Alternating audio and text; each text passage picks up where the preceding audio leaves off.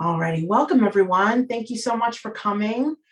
We're just going to give it a second to let some folks roll in, and then we'll go ahead and get started.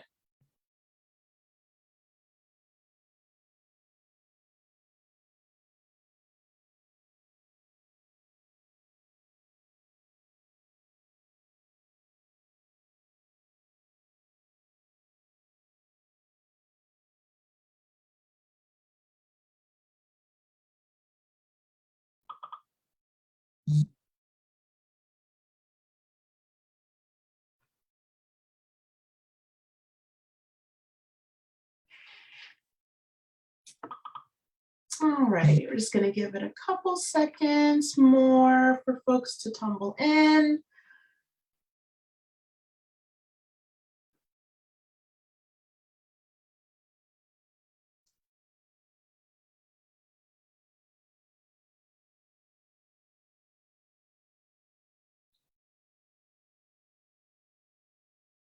Alrighty, I think we can go ahead and get started. Good evening, everyone. Thank you so much for joining us for our presentation of Particulate Matters, What We Breathe. Tonight's program is presented to you by the Virginia League of Conservation Voters and Loudoun Climate Project. My name is Jordan Suratan. I'm the Northern Virginia organizer for the Virginia League of Conservation Voters, and I will be your host and moderator this evening. I want to take a minute to introduce you to our esteemed panel of speakers. First, I'd like to welcome Chris Tandy, who's the president of Loudoun Climate Project. Hey, Loudoun Climate Project has been is made up of a group of passionate volunteers in Loudoun County, Virginia, who are bound by a common belief that climate change is a global problem that requires local involvement and solutions. Chris is responsible for spearheading Loudoun Climate Project's Purple Air Monitoring Network, which inspired tonight's event, and we'll hear more about that program later. Thanks for being here, Chris. Thanks everyone for being here. Next, I'd like to welcome Elizabeth Spike. Elizabeth has been a dedicated chemistry and environmental science teacher, and she also sits on the board of directors for Clean Air Partners, the Metropolitan Washington Council of Governments Air and Climate Public Advisory Committee, and chairs the K-12 Education Committee for the Air and Waste Management Association, just to name a few. Thank you so much, Elizabeth, for being here. And last but certainly not least is Sam Schmitz. Sam is the DC Field Events Coordinator for Moms Clean Air Force. In her role at Moms, Sam coordinates outreach in the DC area in addition to supporting other state organizers in fighting for clean air and a stable climate. Thank you so much, Sam, for being here. Alrighty, so to get us started, we are going to do a general introduction to what air pollution actually is and how and why it can have such a detrimental effect on human health. So Sam, can you talk a little bit for us about, just that, what air pollution is and why it impacts human health so much? Yeah, definitely. Thanks for the introduction, Jordan, and nice to see everyone here. We'll wait till the slides are up, but at Moms Clean Air Force, we talk a lot about air pollution and human health and just really try and unite people around the fact that these do have human health implications. And that's really important to recognize. And it's also important to recognize that they're not equitably distributed, and certain groups have a lot more of the burden of those health effects. So when we talk about air pollution, there's a lot of different words that get thrown out there, including particle pollution and particulate matter and soot. And all of these are mostly the same. Air pollution is kind of a more general term for anything that's harmful that can be in the air. And then we talk about particle pollution as anything that's liquid or solid, suspended in the air. And usually it's under 2.5 microns, which is kind of the technical side of things. And these generally come from burning fossil fuels. And unfortunately, this is responsible for 8 million deaths each year globally and about 350,000 deaths in the US each year. And the way that that harms us is that basically when we breathe in air pollution, it passes through your lungs, and this causes inflammation not only in your lungs, but also throughout your body, which obviously worsens any pre-existing conditions you might have, and can also just cause diseases in and of itself. So thinking about asthma attacks, respiratory illnesses like COPD, lung cancer, the list goes on. And all of these things are what contribute to the intersection of air pollution and human health and the adverse effects that it has on human health. And unfortunately, according to the 2022 State of the Air report, right now, 63 million Americans are living in counties with a failing grade for air quality. So this is a super relevant panel, and it'll be great to hear from the other speakers more on what we're actually doing to combat this huge problem. With that, I kind of mentioned this before, but it's also super important to recognize who is the most impacted by air pollution, because it plays into so many other societal factors and societal inequities. So pollution sources, first of all, are what's causing air pollution. This can be the fossil fuel industry, to name the biggest one. And think about traffic and cars and all of these other things that are burning those fossil fuels. And these are disproportionately located in communities of color and in low-income communities. And with that, we've seen that 68% of Latinos live in areas that don't meet federal air quality standards, which we'll talk about later.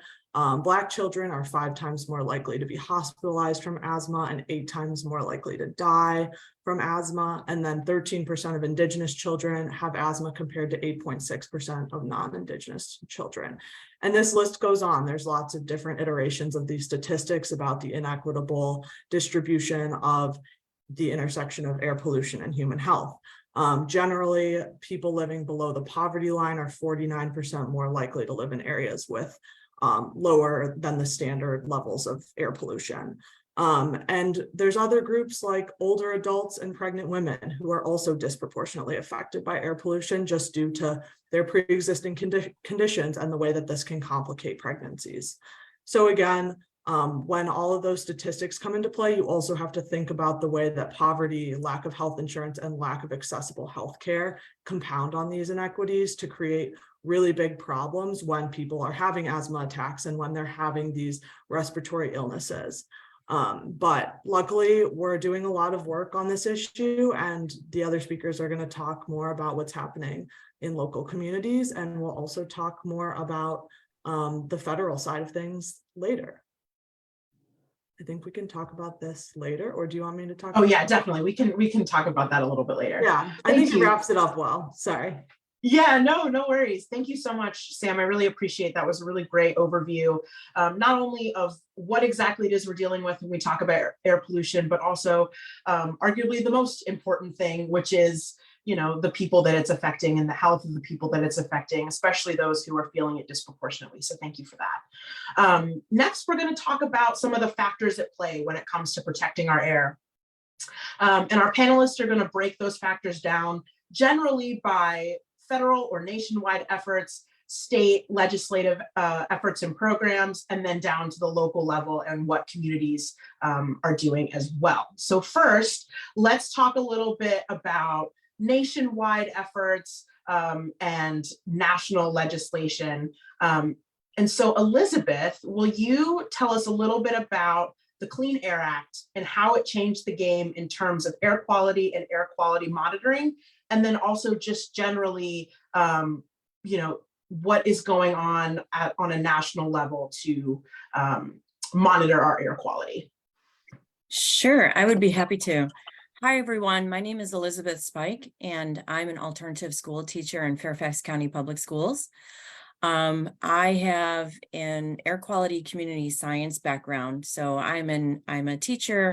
I serve the public, and I serve the greater good to inform and transform that awareness into action when it comes to regional air quality. I focus specifically on ozone and particulates.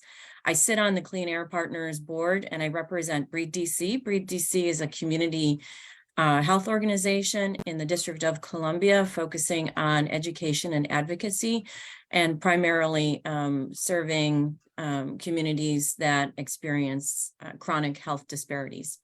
So yes, I would like to share a little bit about the Clean Air Act, and as well as some national and regional trends, local resources that you can use for community science air quality projects, or just in general to know, what's in the air, what does it mean, who does it impact, and what you can do.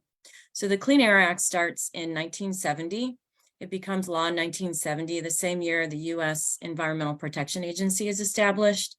And the EPA developed something called the NAAQS, the National Ambient Air Quality Standards, and it set primary and secondary standards. Primary standards are, they address health, human health, and secondary standards address the environment, things like visibility, haze, and so on. So these primary and secondary standards, what they do is they define allowable limits of 6 criteria air pollutants that we are exposed to. And those pollutants include NOx, ozone, sulfur dioxide, carbon monoxide, lead, and particulates.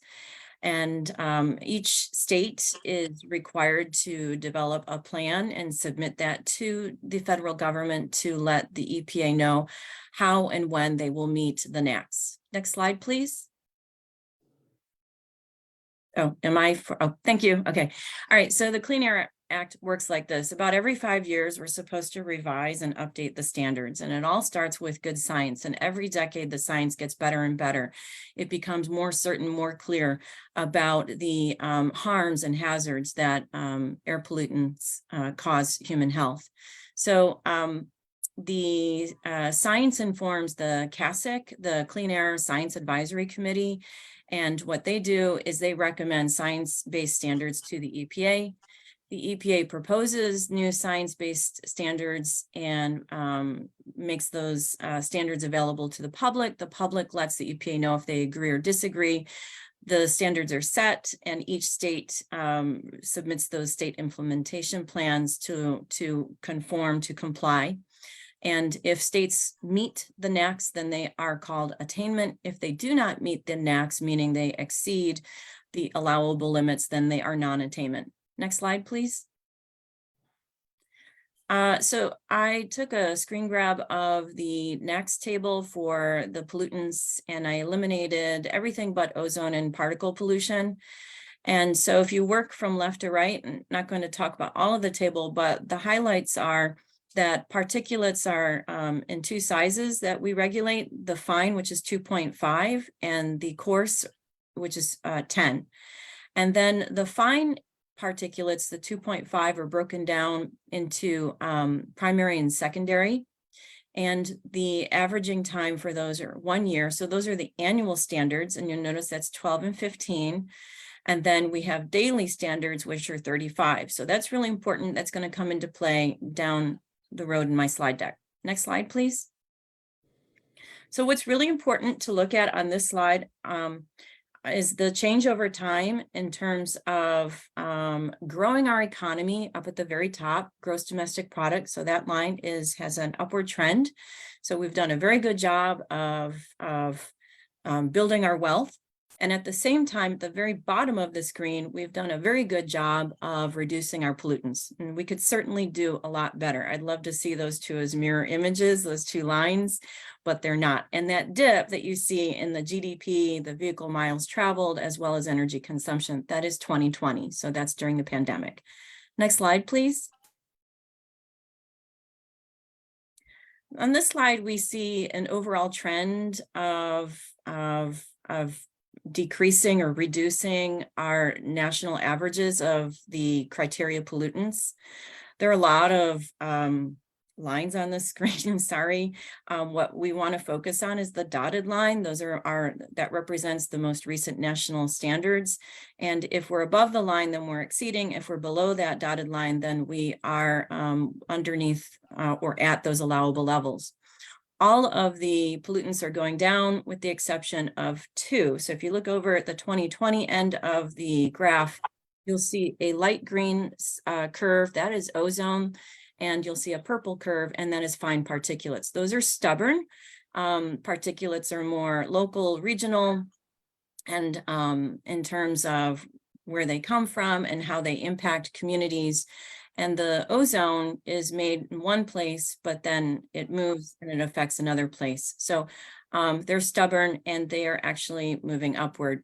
What we need to keep in mind about this curve, these lines, is that this is a happy story. This is good. In fact, in my opinion, the Clean Air Act is probably one of the best modern environmental protections we have around.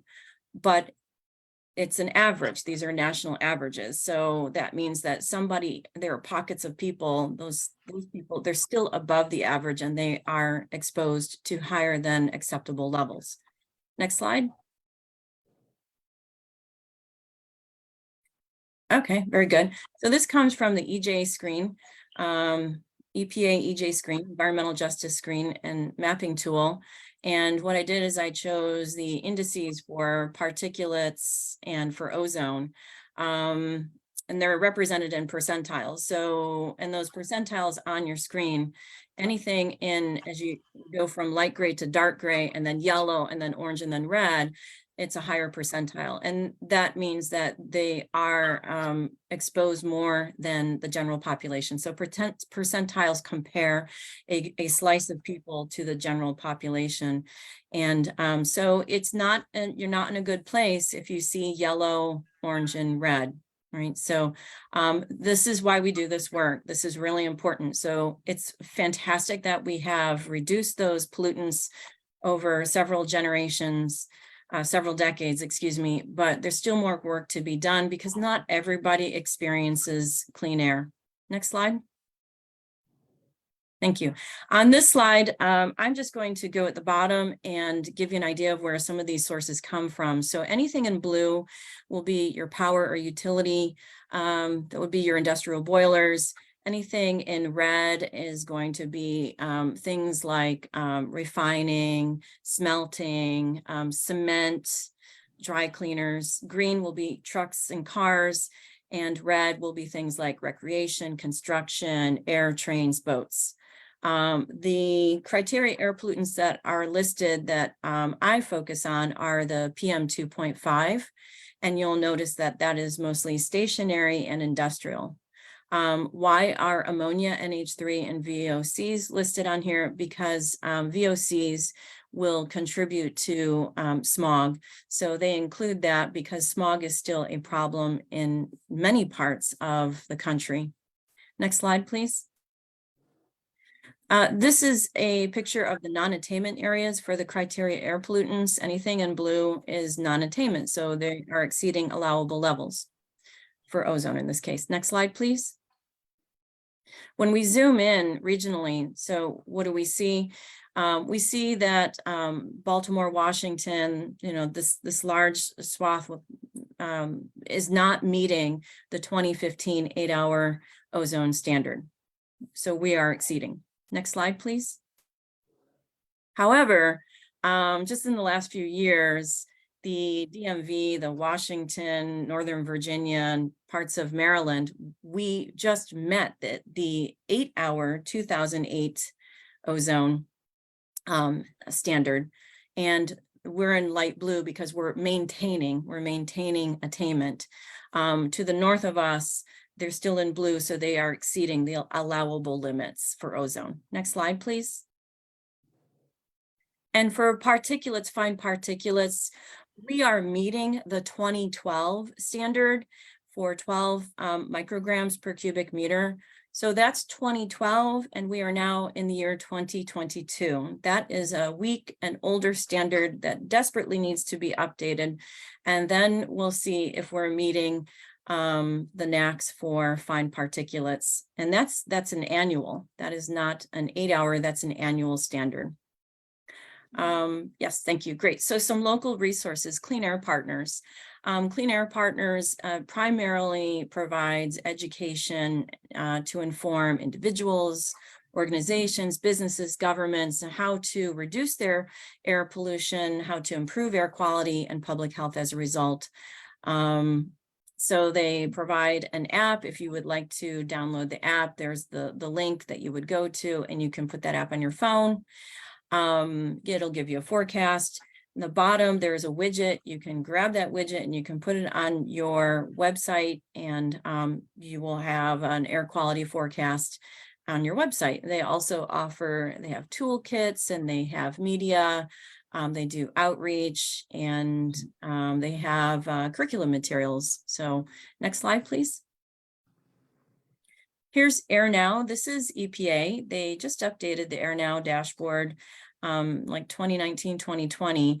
And what you do here is you enter your address. I entered Dulles Airport. And so on this day and this time, the air quality was good. And I know it's good because green is good. And so there's a color legend in the lower left-hand side. So green is good. And as you move beyond green, yellow, orange, I think that's red, purple, and maroon, right? Then the air is becoming more and more polluted. And so if you are a vulnerable population, elderly, children, babies, pregnant women, immunocompromised, have asthma, COPD, then you want to pay attention to the AQI, because then you can change your behaviors of your, for your exposure. Next slide, please. If you would like notifications about air quality forecasts, the AQI, then you would go to enviroflash.info and you can get the notifications on your email or by text. Next slide. Here's an example of a notification that came to my email. So I signed up, and so it'll give you an idea of, how clean is the air, so to speak, and then what is the primary pollutant of concern. In this case, it's particulates.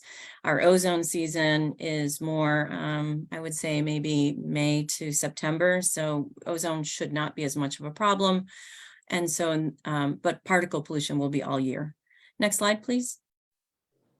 Here's the state of the air ranking or scores for Loudoun County. So if you live in Loudoun County, you get a B for ozone, and you get an A for daily particulates, and you get a pass for annual. So again, you're working with the 2012 standards for particulates, and that ozone, not entirely sure if that is the 2008 or the 2015. And you also, if you think about where we are, we're 2012, and we're, trying to meet the 2015 standard. We're actually pretty close. There's always a lag, so air quality is always this catch-up game, right? We're always trying to, got to measure the air and record the data and then assess. So we're always playing catch-up, unfortunately. Next slide. There will be new standards proposed for fine particulates. So on the left-hand side, we have an annual proposal from 12 down to 8 to 10. So there could be a range. For the daily, it can come down from 35 to 25 to 30. There's no change for the bigger particles. The announcement may be made this week, hopefully before Christmas. And there'll be an opportunity for public comments. So some things to consider when making public comments about these standards, these proposed standards: focus on the science. The science drives the standards. And be bold, focus on environmental justice. The EPA administrator is, this is an important principle that he is living by. So speak, to environmental justice issues. And then we need volumes in favor of tighter, stronger standards to kind of drown out, keeping the standards as they are. We don't want the standards as they are. We want better, tighter, stronger standards. And I won't go into a lot of detail, but it's promising that there will be monies set aside for the purchase of air quality sensors in low-income disadvantaged communities. Next slide. Next slide, please. Next slide. So if you have access to the slide deck at some point in time, I provided all the links that are mentioned in the slide deck. So here, this is a resource for you to use, how to get started in terms of community science air quality monitoring. Next slide. Thank you. Thank you so much, Elizabeth, for that overview and for all those resources. And for anyone who's wondering about those resources, we will make Elizabeth's slide deck as well as Sam's and Chris's available to you in a follow-up email. So look out for that in your inboxes. Thank you so much, Elizabeth. I really appreciate it. So now that we have sort of an overview, right, of what's going on with the Clean Air Act and what's happening in terms of air protection nationwide, we're gonna, focus in a little bit on Virginia. So right now, my wonderful colleague, Sarah Ahmed, who is the statewide field director at Virginia LCV, is going to talk about really three of the pillars of our statewide climate defense work. And not coincidentally, those are some of the most impactful tools that we have in Virginia to address air pollution. So Sarah, take it away. Fantastic. Just shout out if you can't see or hear me.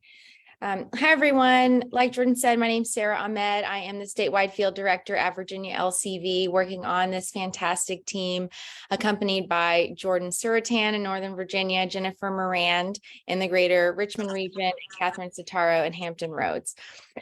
Virginia has made significant progress towards cutting carbon pollution and mitigating the effects of climate change over the past 2 years. I want to briefly highlight 3 Virginia laws that encapsulate that progress.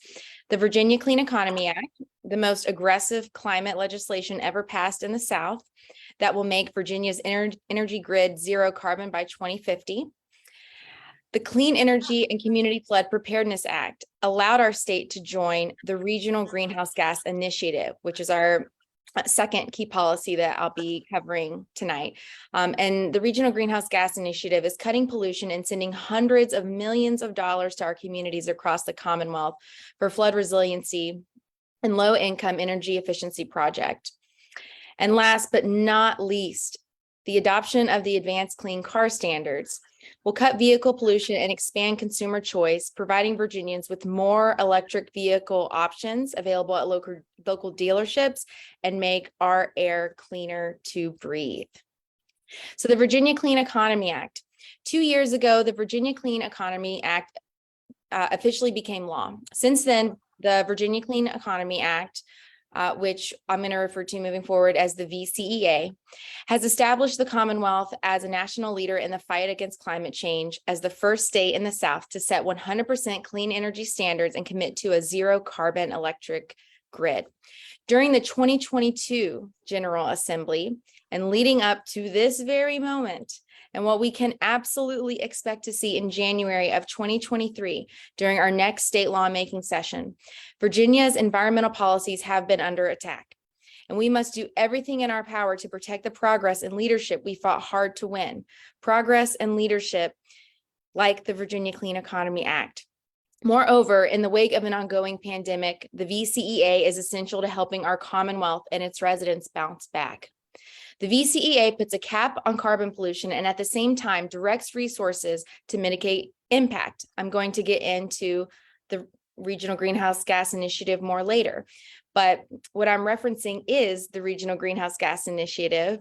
It creates a dedicated source of flexible funds to prevent flooding in communities from Southwest Virginia to Hampton Roads and funds low-income energy efficiency programs. Keep in mind that the VCEA was developed with the priority of reducing the energy burden of low-income Virginia residents. VCEA provisions, including the Percentage of Income Payment Program, or PIPP, the Energy Efficiency Standards, and the VCEA General Expected Savings will reduce the energy burden of low-income customers. Clean cars. In 2021, the Virginia General Assembly passed landmark legislation requiring the adoption of advanced clean car standards for cars, SUVs, and pickup trucks. Virginia's clean car standards legislation, again passed in 2021, won't go into effect until 2024. Under this legislation, about 8% of new cars delivered for sale by manufacturers in Virginia must be electric vehicles, or EVs, or hybrid EVs in 2024. And as expected, each year, the standards increase the annual percent of new sales that must be zero emission vehicles, largely EVs or hybrid EVs. The clean car standards apply only to new passenger cars, SUVs, and light duty trucks. They do not require vehicles already on the road to be replaced, do not apply to used cars, and do not apply to medium duty vehicles such as delivery trucks or heavy duty trucks. The standards apply to manufacturers, not dealers. And even in 2035, when 100% of new sales must be zero emission vehicles, up to 20% of new car sales can be plug-in hybrid EVs, electric vehicles that can run primarily on gasoline. Maintaining the clean car standards developed by California, adopted by Virginia, is Virginia's only option for improving on federal vehicle emission standards. Before even assuming office in November of 2021, I find it important to mention that Governor Youngkin's emphasis was on repealing climate progress legislation, repeatedly suggesting the undoing of certain policies such as the Virginia Clean Car Standards. The cars we drive every day are our largest driver of climate change in Virginia. Putting more clean EVs on the road means less dirty pollution in the air we breathe, while also addressing the climate crisis. We must defend clean car standards in Virginia, and that takes all of us. And simply and factually put, clean cars means cleaner air. The cars we drive every day are our largest driver of climate change in Virginia. Putting more clean EVs on the road means less dirty pollution. Cleaner cars are the future. Leading car manufacturers like GM and Volvo are already planning for all electric fleets in the coming decade, and more infrastructure is going in every day to support this transition. It's the future. Cleaner cars are in high demand. A growing number of consumers say that their next car will be an EV, and a majority of Americans support a strong standard for electric vehicles. Keeping our standard in place ensures more of these cars will come to Virginia car lots. And cleaner cars save us money. Electric vehicle owners don't have to deal with the price volatility and price gouging at the pump when big oil rakes in record profits, and EVs are cheaper to maintain in the long run. Now, the Regional Greenhouse Gas Initiative. This is the last climate policy that I'm going to speak about, and then I'm going to turn it back over to Jordan and our extraordinary panelists. Established in 2009, the Regional Greenhouse Gas Initiative, RGGI, we refer to it as RGGI for short. The Multi-State Regional Greenhouse Gas Initiative, or RGGI, reduces pollution from power plants. It's protecting public health. It's expanding clean energy. It's addressing climate change. It's driving economic growth, and it's lowering the cost of electricity in the process. And since January of 2021, since Virginia has been a part of the Regional Greenhouse Gas Initiative, RGGI has raised approximately $450 million to address flooding in communities across the state of Virginia and to lower electric bills through investments in energy efficiency for low-income Virginians. Virginia's participation in the Regional Greenhouse Gas Initiative is mandated by laws passed by the General Assembly in 2020. Due to separation of powers outlined in our state constitution, it is important to note that Governor Youngkin lacks the authority to single-handedly reverse any law previously passed by the General Assembly, including this one, including our membership in RGGI. Only the legislature of Virginia has that power, and they have so far rejected legislative attempts to pull us out of the Regional Greenhouse Gas Initiative. That is thanks to tremendous advocacy by you reaching out to your lawmakers. And if you haven't, you absolutely still can. And of course, by the lawmakers' leadership who have ensured we are not going to repeal RGGI in Virginia. I'm saying all this because on Wednesday, December 7th, the State Air Pollution Control Board, with the majority of pro-fossil fuel appointees, that 4 of which were appointed by the Youngkin administration, voted to proceed with what many believe is an illegal repeal of Virginia's participation in the Regional Greenhouse Gas Initiative. The Youngkin administration has taken the first step in this process to repeal the regulation required for Virginia's participation in RGGI, issuing a notice of intended regulatory action that outlines why it is pursuing a repeal. The law requires a 30-day window for the public comment on this notice. In the first round of public comment, which closed October 26, the overwhelming majority of comments supported staying in the Regional Greenhouse Gas Initiative. Let's continue to defend this law and keep Virginia in the Regional Greenhouse Gas Initiative, because RGGI is helping Virginians. We're spending hundreds of millions of dollars to address flooding in your community and to lower electric bills, thanks to RGGI, thanks to Virginia being a part of RGGI. RGGI works It is effective. The Regional Greenhouse Gas Initiative reduces pollution from power plants, protecting our health, expanding clean energy, addressing climate change, driving economic growth, and lowering the cost of electricity in the process. These all sound like pretty good things to me. RGGI is widely popular with voters. Your neighbors, your fellow community members support RGGI and climate action by huge margins. And again, just to reemphasize, Governor Youngkin does lack the authority to pull us out of this program. To undo or reverse laws passed by the Virginia General Assembly, including our membership in RGGI, is unlawful. There will be more opportunities for submitting public comments through regulatory agencies like the Virginia Department of Environmental Quality, and, like I said a moment ago, to reach out to your state lawmaking representatives in the Virginia House of Delegates and the state Senate to thank them when they're supporting our climate progress. Just as important, we have to make sure we hold Governor Youngkin accountable if he is undermining climate action. Turning back from our climate commitments now means more communities inundated by dangerous flooding, higher energy costs for Virginia families, and a future of extreme and dangerous weather that puts us all at risk. And it's time to fight back for clean air. Thank you so much. Thank you so much, Sarah, for that overview of the legislative powers at play when it comes to protecting our air. So I don't know if you're sensing a pattern here, is that there's not just things done at the federal level, not just things done at the state level, but at the federal level, even though back in 1970, we passed landmark legislation, the Clean Air Act, that allows us to better protect our air, but it needs to be updated, and those updates are coming. And then we have 3 amazing pieces of legislation in Virginia that are protecting our climate, protecting our air, but they're subject to the volatility of politics sometimes. And so I think it's important for us to realize that really what it comes down to, not only in just making sure that we're paying attention at the federal and state levels with what they are doing when it comes to our climate, when it comes to our air, but also at the local level. Communities are so important when it comes to climate protections, especially air quality.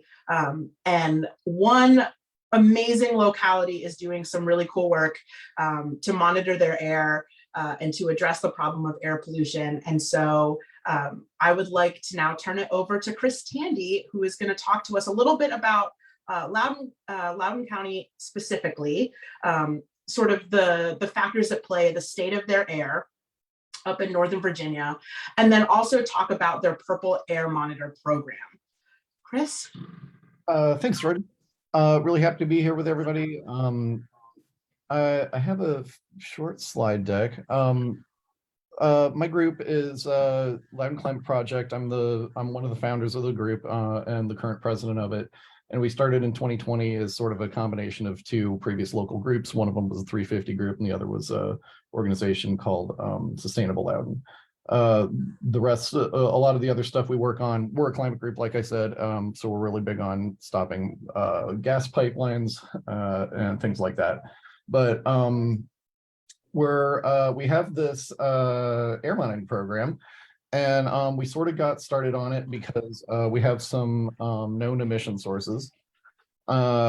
The one that got it going originally and kind of got people interested in doing local air monitoring was Rockwool, because a few years ago they were talking about this factory that ended up, it seems like it doesn't put out what they initially were saying it was going to, but initially the estimate was 471 tons of VOCs a year. They didn't rock into insulation. And then we've got the Panda Stonewall Power Center, which is a natural gas fired power plant. We've got a couple of natural gas compressor stations, and then we have Dulles Airport. So, we have some big emitters, or at least known larger emission sources in the county.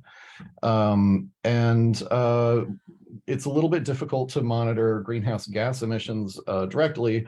I'd love to, put a CO2 monitor on the exhaust of the power plant, for example, but they're probably not going to allow me to do that. So we use these particulate sensors, these purple airs. We use mostly the PA2 sensors, but we're starting to get into the PA2 flex sensors. And, you know, a lot's been said already, and obviously I largely agree with all of it.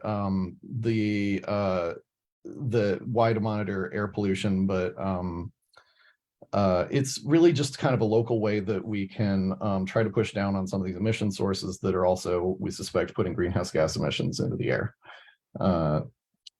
The DEQ has one monitor in Loudoun County. In, I believe, 2018, the Loudoun Board of Supervisors asked them to put a second one, and we have one in Ashburn. I'm sure they have their reasons, but you know, that's what was in place. Did I skip one? No. So we use these purple air monitors. They look like this. If anyone can see, they're relatively small. They are kind of a small bit of electronics shoved into a PVC pipe. They're very inexpensive. They are relatively low maintenance. I say that now, but we have one that's been out for 13 days. I just realized today that I need to go check on. But they don't use a lot of electric. They kind of just use a Wi-Fi connection and upload to like a cloud service. I get asked this all the time, whether anyone can just go and set their own purple air monitor up, and absolutely. You can just go on purpleair.com and buy your own and set it up. You don't need Loudoun Climate Project to do that for you. But we do run a program where we go and install them for people at their house, and we purchase them for them. We have a little bit of a strategy to how we do that. We have a location suggestion form. Right now, we're only taking locations in Loudoun. Apologies to people in other counties. Then we go and give priority to areas close to known larger emitters, and we try to get some geographic distribution as a very close second priority. We've got 7 monitors currently. One of the ones in Round Hill is the one that's out. They had a power outage over there, and apparently something went wrong, but that doesn't happen very often. We've tried to sort of skew them towards the western part of the county because that's closer to the West Virginia line where Rockwool is. We have a few more coming later this year, hopefully, or early January. We are using so all of the new ones I think are going to be the PA2 Flex monitors that also do VOC detection. We're kind of just getting into that, but they at least have the sensor for it, and you can get the data in the bulk download. It's not readily available on the map from what I can tell yet. We have a data liberation policy. We're essentially pledging to always make the data available to the public. We've got that file, like a zip file, available for 2021 data. 2022 should be up on the website like in early January, I would think. We're looking to partner with other organizations or even just, you know, individuals that want to do data analysis. We're looking for sort of trends in the data and stuff like that, but we don't really have any data analysts. It's something that we need to sort of work together with other organizations on. Yeah, that's my presentation. Happy to answer any questions, but just really glad to be here and appreciate everyone that joined us today. Thank you so much, Chris, for that. The Purple Air Monitor network that Loudoun Climate Project is doing was, I think I mentioned earlier, sort of the inspiration for this event. It got Chris and I talking about air quality, especially in Northern Virginia. So I really appreciate you giving that presentation for us. I guess as we sort of near the end of our presentation this evening, we've talked a little bit about not just what air pollution is, but what the different levels of not only government, but communities are doing to try and combat air pollution. But now I guess it's the time to look at, you know, what are our next steps? What still needs to be done? What still can be done when it comes to our air? So I guess first I'll kick it back to Sam. What are some things that we can look towards for next steps? Yeah, definitely. If I could have the slide pulled back up just so everyone can see it laid out, but I'll talk about three big things coming up in terms of the EPA, the Inflation Reduction Act, and then electric school buses. But I'll wait until we have slides up. I can also share my screen if that's easier. Okay. First of all, it's great to hear from Chris about what's happening at the local level, because his county is actually going to be featured again in the electric school bus section. But first of all, the most pressing kind of and most current thing that's going to be happening in this space is the upcoming EPA rule around air pollution and soot and particulate matter. So that is expected to be, information about that is expected to be released in the upcoming days or weeks, hopefully sooner as opposed to later, because the faster we get that rolled out, the faster regulation can occur. And with that, once that happens, there will be a public comment period and opportunity for people to testify before the EPA and give their position on why we need stronger regulations for air pollution and for particulate matter. And this rule hasn't been updated since 2012 because the Trump administration chose to forego that, although it would usually be updated. So this is a super pressing issue that we're really eagerly awaiting to hear more about in the coming days. And I'll have the link dropped to our petitions in the future, but we're really trying to urge EPA to get these rules out as fast as possible, because the faster they're out, the faster we can have regulations that are helping air pollution. After the EPA rule, we're also looking towards the Inflation Reduction Act, which was just recently passed a few months ago, which was the largest climate investment in history. Within the Inflation Reduction Act, there will be $3 billion for environmental justice, for block grants for air pollution, health risks, climate adaptation, and community engagement.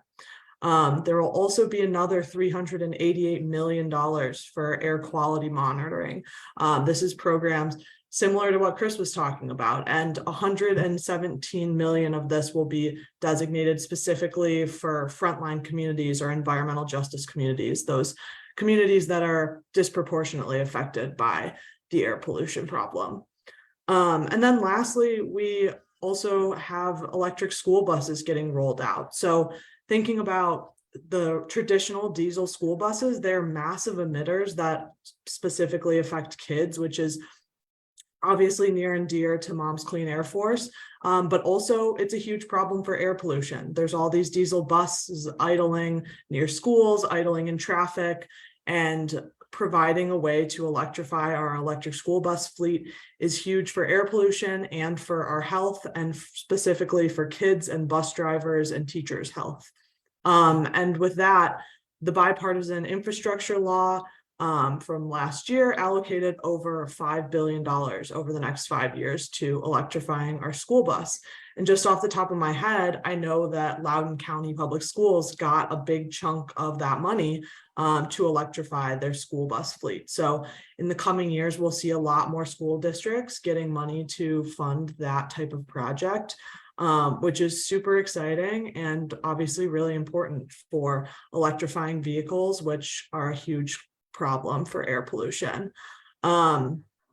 And then lastly, I'll either drop our link or have someone else drop our link to the petitions that we currently have up on our website that are really pushing the EPA to release these rulings, and then also pushing Congress to act as well. Specifically, one that we're working on right now is getting Congress to designate more funding to Indigenous communities, which often lack representation in federal government. They lack the resources. They're not given as much funding, despite disproportionate air pollution effects happening in those communities. So I will drop that link in the chat to check out some petitions, and then you'll be able to see these slides after the show as well. But oh, you can see them briefly now. But those are the big things that are happening in the new year with Mom's Clean Air Force and at the federal level. So definitely things to keep an eye on. And if people are interested in engaging in that EPA ruling, talking about particle matter and soot, the EPA always really loves to hear from actual community members about how these programs are going to affect them. So we can definitely help you out with that. But thanks for hearing. Thanks for letting me share with all of you and from hearing from the rest of our participants. Thank you so much, Sam. And for anyone who couldn't, if we were having trouble with the slides, I'll make sure that they're available to everybody afterwards. We'll, in that email that we send everyone out, we'll make sure that they're all attached so you guys can see what Sam was talking about. But with that, I think that is a good place to wrap up. If anyone has any questions for any of our panelists, we'll pause for just a second. And you guys can drop those questions either in the chat or in the Q&A box. And we'll just give it a second in case you have any questions for our panelists.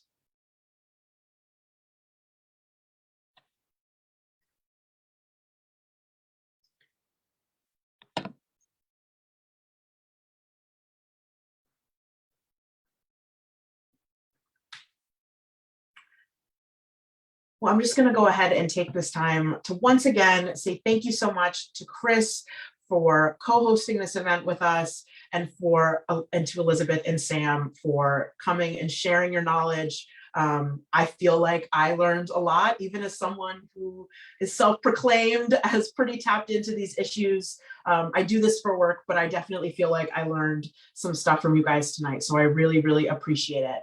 And I think we will end our presentation there. So thank you everyone for coming out tonight, for watching. We really appreciate it. Have a good one. I just posted some slides in the chat for folks too. Sam, Thanks, Sarah. thank you so much, Sam. I'm so sorry about that. Okay. Don't worry. Thanks, everyone. Thanks, everyone. Bye, everyone. Have a good night. Have a good one.